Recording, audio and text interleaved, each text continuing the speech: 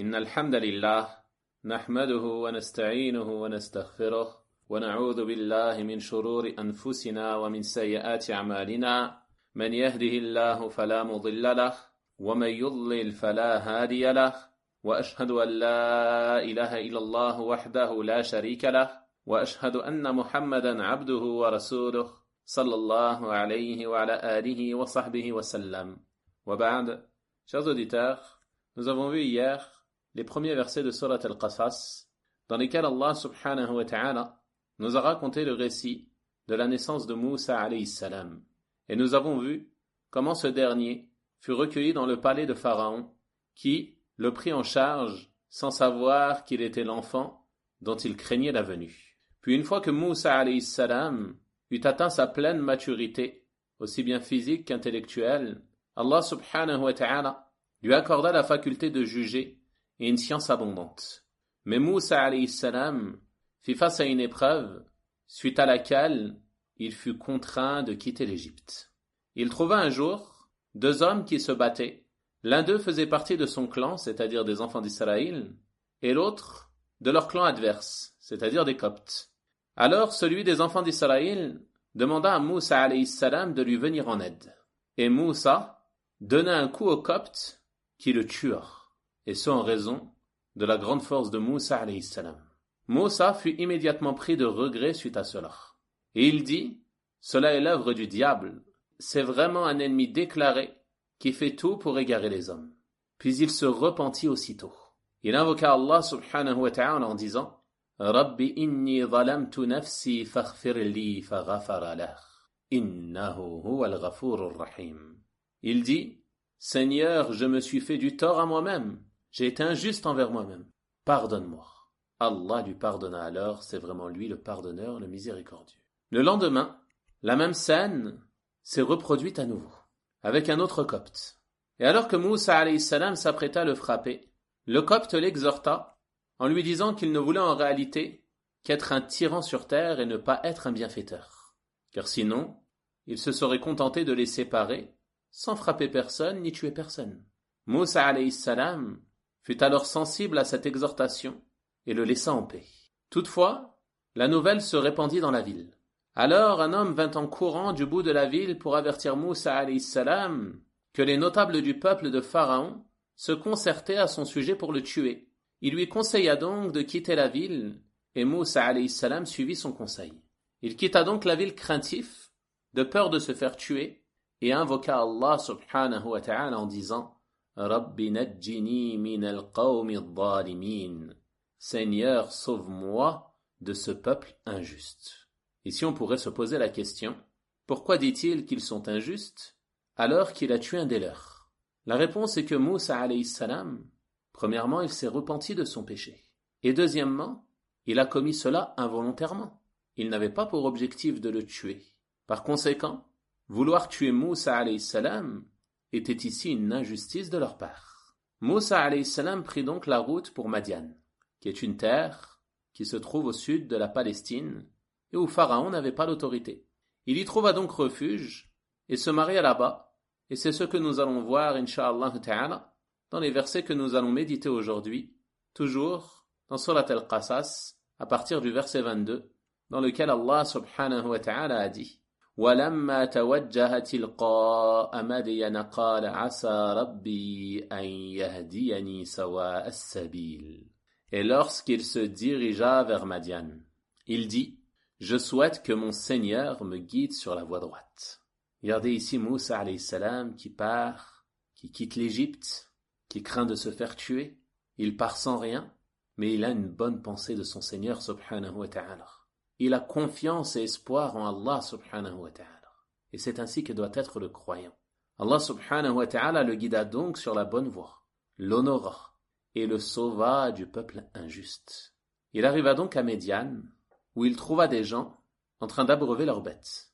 Allah subhanahu wa ta'ala dit à ce sujet, وَلَمَّا وَرَدَ مَاءَ مَدْيَنَ وَجَدَ عَلَيْهِ أُمَّةً مِّنَ النَّاسِ يَسْقُونَ.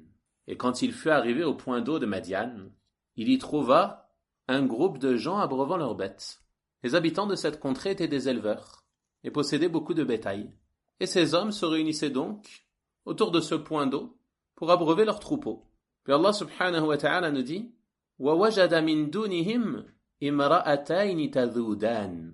Et il trouva, à l'écart de ces hommes, 2 femmes retenant leurs bêtes. Étant donné que ces hommes ne laissaient pas la place à ces femmes pour qu'elles puissent abreuver sans se mélanger à eux, elles étaient donc obligées d'attendre que ces hommes finissent afin de pouvoir abreuver leurs bêtes. Lorsque Moussa les vit, il leur dit alors « Ma khatbukuma » que voulez-vous? Il leur demande ce qui les retient, ce qu'elles veulent, pourquoi elles sont là. Et médite ici sur le fait que Moussa alayhi salam ne leur adressa que cette simple parole, sans avant-propos et sans aucune complaisance. Et ceci nous indique que lorsqu'un homme parle avec une femme étrangère, s'il y a un besoin à cela, il ne doit lui parler qu'en fonction de ce besoin. Il ne doit pas discuter avec elle avec complaisance, ou plaisanter avec elle et ainsi de suite, comme on peut le voir aujourd'hui, wallah al-musta'an. Mais il ne lui adresse que les paroles nécessaires. Il leur dit simplement ici, que voulez-vous? Et celles-ci lui répondirent, La nasqi hatta yusdira ar-ri'a. Nous n'abreuverons que lorsque les bergers seront partis. C'est-à-dire lorsque ces hommes seront partis, la voie sera libre et nous pourrons venir abreuver nos bêtes.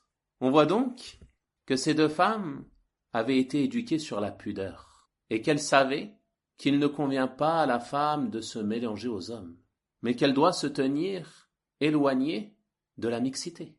Et c'est ainsi que les femmes doivent se comporter, et c'est ainsi également qu'elles doivent être éduquées. Ensuite, elles présentèrent à Moussa alayhi salam leur excuse qui justifiait leur présence en ce lieu.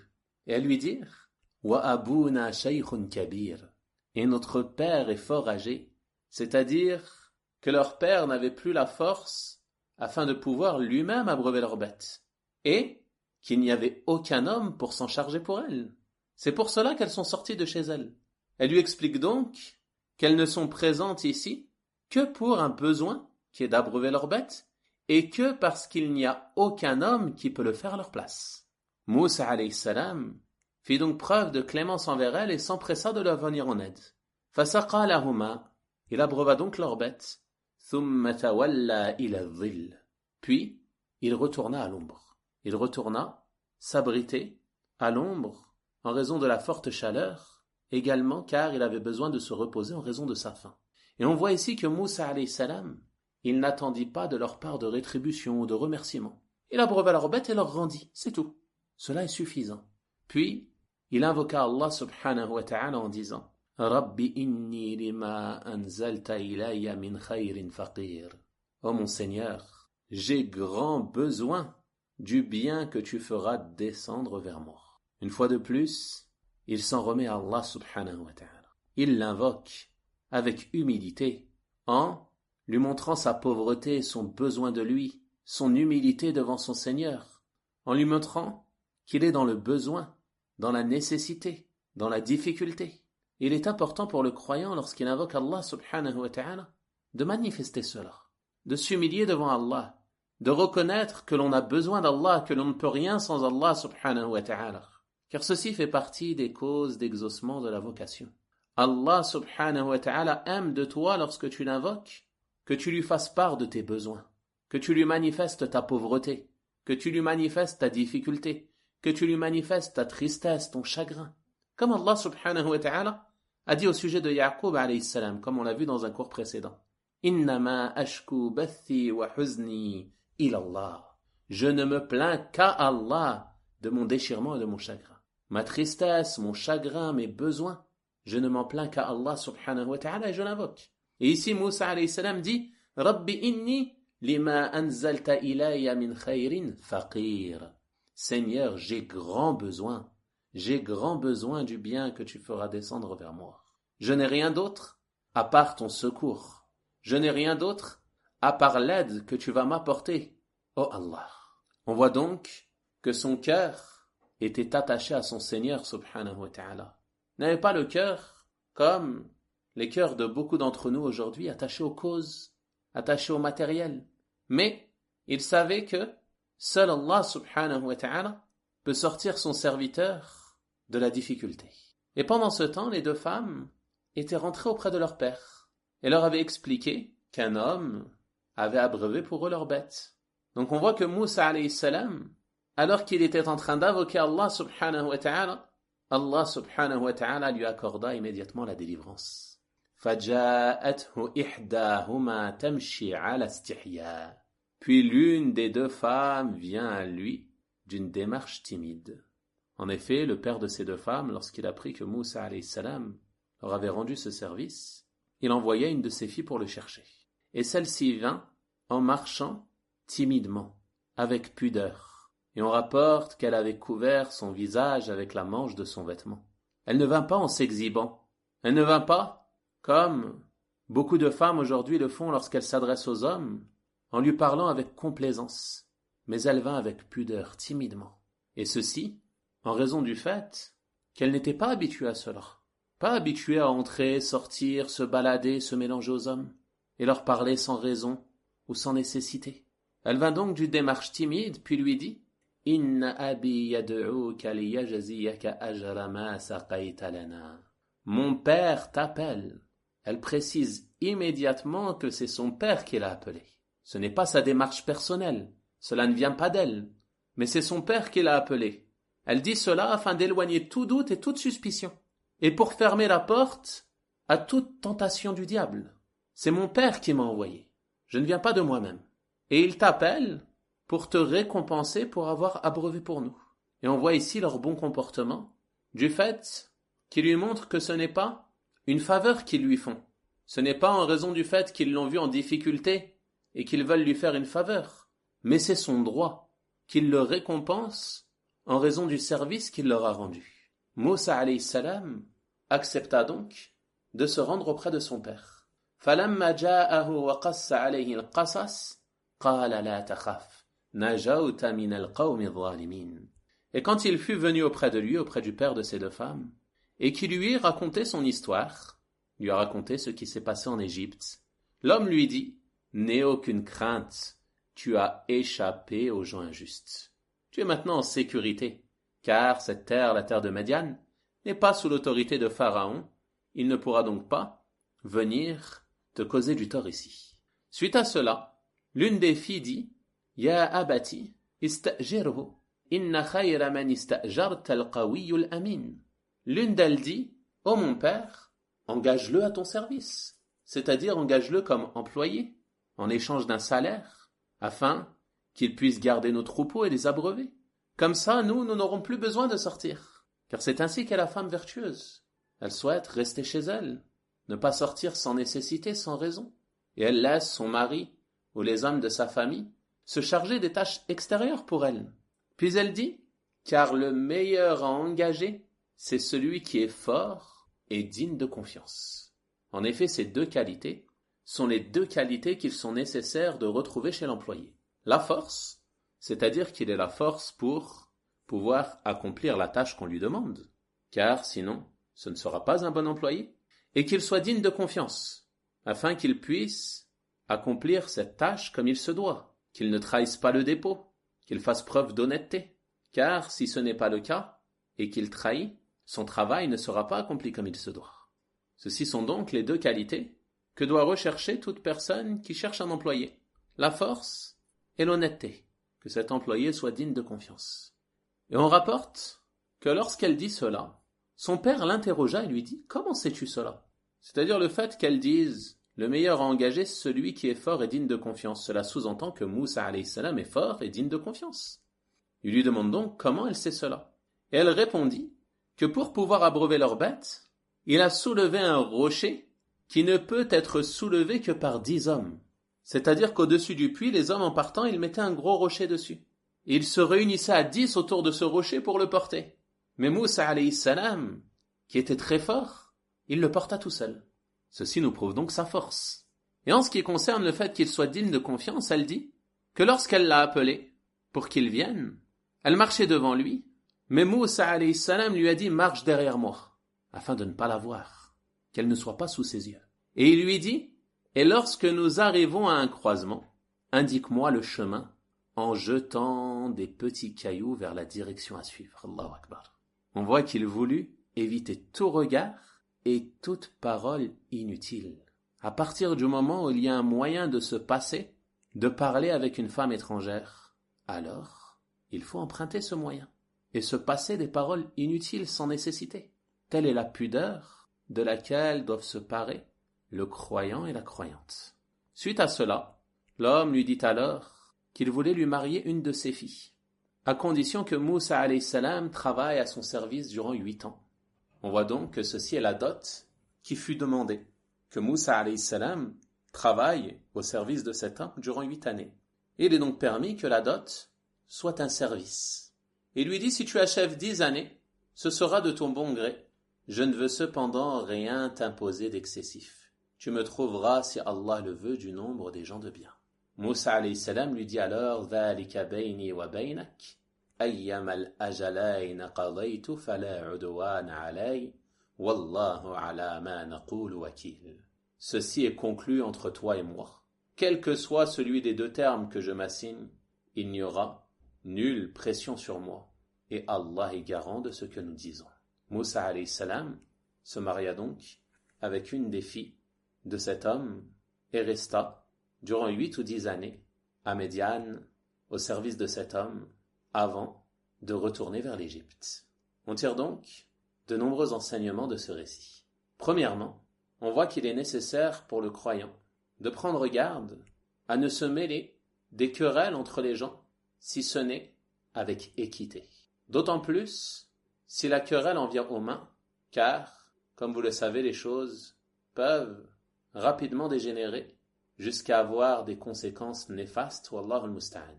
Donc le musulman, il doit s'écarter de cela, s'écarter de tout échauffourée ou de toute querelle entre les gens, et ne s'en mêler et n'intervenir que si cela est nécessaire et avec sagesse et équité. Même si tu vois un de tes amis ou une personne de ta famille en train de se faire frapper, tu ne dois pas immédiatement prendre sa défense et frapper son adversaire, au risque d'être injuste. Il se peut que ce soit ton ami ou cette personne de ta famille qui est en tort. Donc tu dois simplement prendre le soin de les séparer et agir avec sagesse, en t'éloignant de toute forme d'injustice, qu'elle soit verbale ou physique.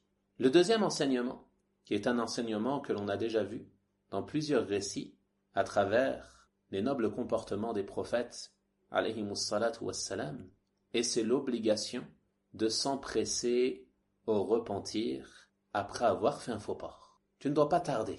À partir du moment où tu sais que tu as fauté, tu dois t'empresser de revenir vers Allah subhanahu wa ta'ala. Et les péchés et les fautes sont inévitables. Nul parmi nous n'en est à l'abri. Toutefois, si cela arrive, tu dois reconnaître ta faute, cesser ton erreur, cesser ton péché, avoir des regrets pour le passé, avoir la ferme volonté de ne plus recommettre ce péché et implorer le pardon d'Allah subhanahu wa ta'ala. Et si tu fais cela, alors tu seras comme celui qui n'a pas commis de péché, à condition bien sûr de remplir les conditions du repentir. Et on voit également qu'après le repentir d'une personne, il ne convient pas de lui faire des reproches pour son péché passé. Si ce n'est de lui demander de réparer les torts causés avec justice et équité, on ne doit plus lui reprocher ce péché duquel il s'est repenti. Le troisième enseignement que l'on tire de ce récit, c'est l'importance de l'invocation, en toute situation, et notamment lorsque tu es en difficulté.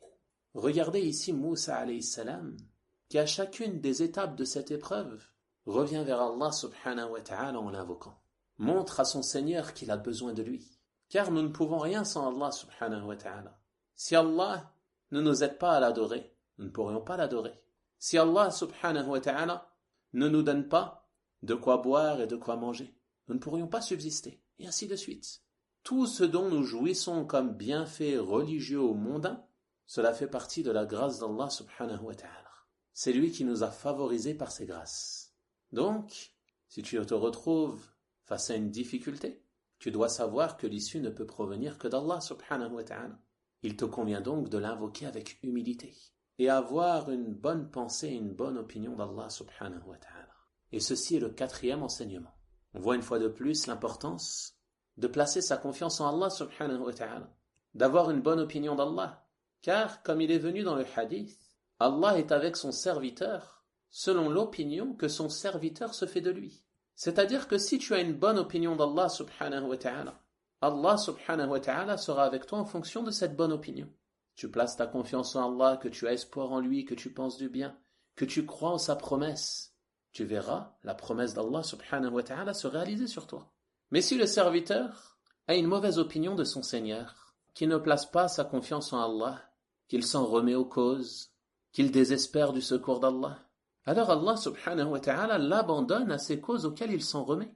Et il n'y a pas de doute que la personne qui se retrouve abandonnée à des causes ne verra que ses difficultés augmenter. On demande à Allah subhanahu wa ta'ala de nous en préserver. Donc regardez ici comment Moussa alayhi salam a placé sa confiance en Allah subhanahu wa ta'ala.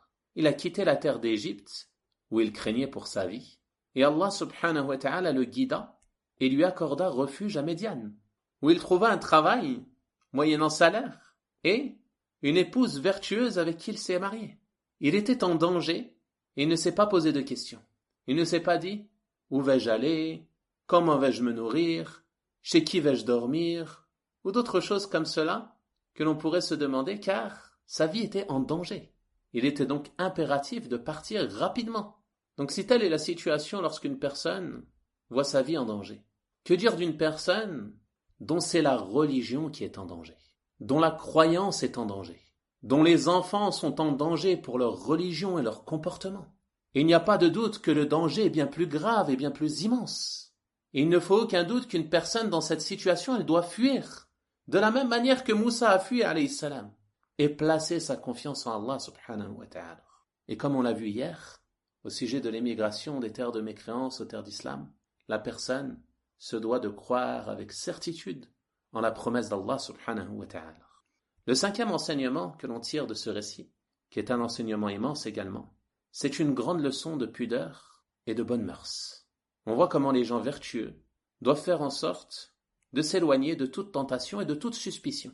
Pour cela, s'éloigner de la mixité, s'éloigner des endroits où la personne pourrait se retrouver dans une situation qui porte à confusion. Également s'éloigner du fait de parler aux femmes étrangères ou aux hommes étrangers en ce qui concerne les femmes. Et également l'importance de baisser le regard, s'éloigner de toute parole qui n'est pas nécessaire. Il est important pour le croyant de s'éloigner de tout cela, afin de préserver sa foi, afin de préserver sa chasteté, et afin de se parer de ces nobles qualités dont se parent les serviteurs vertueux, qui s'ils doivent parler à une femme étrangère, ou inversement en ce qui concerne les femmes, si elles doivent parler à un homme étranger, ne parlent que selon leurs besoins, sans aucune complaisance, qui s'éloignent de toute situation qui pourrait porter atteinte à la pudeur. Parfois certaines personnes disent « Comment faire pour baisser le regard face aux troubles qui sont très nombreux ?» Éloigne-toi de ces lieux de troubles, tout simplement. Commence par t'éloigner de ces lieux de troubles et ne t'y rendre qu'en cas de nécessité. Non pas pour te promener, pour passer du temps, pour te balader, ainsi de suite. Écarte-toi de ces endroits. Regarde Moussa alayhi salam ici qui demande à cette femme de marcher derrière lui, alors que c'est elle qui est censée le guider. On pourrait dire donc qu'il y avait un besoin, mais il a trouvé une solution. Il lui a dit de marcher derrière et de jeter un caillou pour lui indiquer la direction à prendre. Donc pourquoi toi, tu vas te mettre en danger et te mettre dans des endroits où tu auras du mal à ce que tes yeux évitent de voir certaines choses. Également en ce qui concerne les femmes. Pourquoi elles se mettent en danger, même pour celles qui restent à leur domicile et se mettent devant ces écrans à regarder des vidéos où elles voient des hommes, même si c'est un cours religieux. Quelle est l'utilité de voir le visage de l'enseignant ou du cheikh ou du savant? Quelle est l'utilité? Il n'y a aucun besoin en cela. Comment les femmes apprenaient la science auparavant? Elles l'apprenaient de derrière un rideau. Elles n'avaient pas besoin de voir le visage de l'enseignant, du cheikh ou du savant. Donc même dans cette situation, ce n'est pas une excuse. Ce n'est pas parce que c'est un cours religieux que je peux me permettre de regarder le cheikh ou le savant ou l'étudiant ou le prédicateur ou je ne sais quoi. Écouter sa parole est suffisant. Et de la même manière dans les paroles, dans les échanges. Ce n'est pas parce que je parle de religion que je peux parler avec un homme étranger ou avec une femme étrangère, sans aucune pudeur ou avec complaisance. Si cela est nécessaire, qu'une femme a besoin de poser une question à une personne de science, alors elle le fait avec pudeur, sans aucune complaisance, en posant simplement sa question. Et de la même manière pour les hommes. Donc ceci sont des valeurs morales qu'il est nécessaire pour nous d'adopter. Et cela demande certes du travail en raison des sociétés dans lesquelles nous avons grandi et nous avons été éduqués, qui sont des sociétés perverties, wallahu al-musta'an. Il faut revenir aux valeurs de notre noble religion, ces comportements des prophètes, alayhimus salatu wassalam, ces comportements des hommes vertueux que l'on trouve à travers leur biographie. Comme on a dit, leurs histoires, leurs récits, on ne les apprend pas simplement pour connaître des événements historiques, mais c'est pour les prendre pour modèle, pour en tirer des leçons. Et ceci fait partie des leçons de ce récit. Le 6e enseignement est que l'éducation de la fille est différente de l'éducation du garçon. Chacun doit être éduqué en fonction de sa nature et en fonction des obligations religieuses qui seront attendues de lui une fois qu'il sera pubère. C'est donc une erreur que font beaucoup de parents aujourd'hui d'éduquer leurs filles comme ils éduquent leurs garçons, ou encore d'habiller leurs filles comme ils habillent leurs garçons, et ainsi de suite. Même s'ils sont petits, il faut donner à la fille sa nature et au garçon sa nature, et leur apprendre, dès tout petits, que chacun a des droits et des devoirs qui sont différents, afin de les préserver une fois qu'ils seront grands, d'avoir des attitudes dans leur foyer ou dans leur vie au quotidien qui ne correspondent pas à l'attitude qu'un homme ou qu'une femme doit avoir, comme c'est le cas aujourd'hui dans beaucoup de foyers où la femme a pris le rôle de l'homme. Combien de nos sœurs aujourd'hui mènent une vie de père de famille, en plus de sa vie de mère. Elle se lève le matin, elle s'occupe de sa maison, elle s'occupe de ses enfants, et ensuite elle part travailler, elle part faire ses courses, et ainsi de suite. Et l'homme, où est-il? Qu'en est-il de son devoir d'homme? Qu'en est-il de son devoir de chef de foyer? Allahu a'lam. Beaucoup d'entre eux ont délégué leurs devoirs et leurs obligations à leurs épouses, wallahu al-musta'an. Donc il est nécessaire de savoir que chacun a une nature différente et chacun a des droits et des devoirs religieux qui sont différents.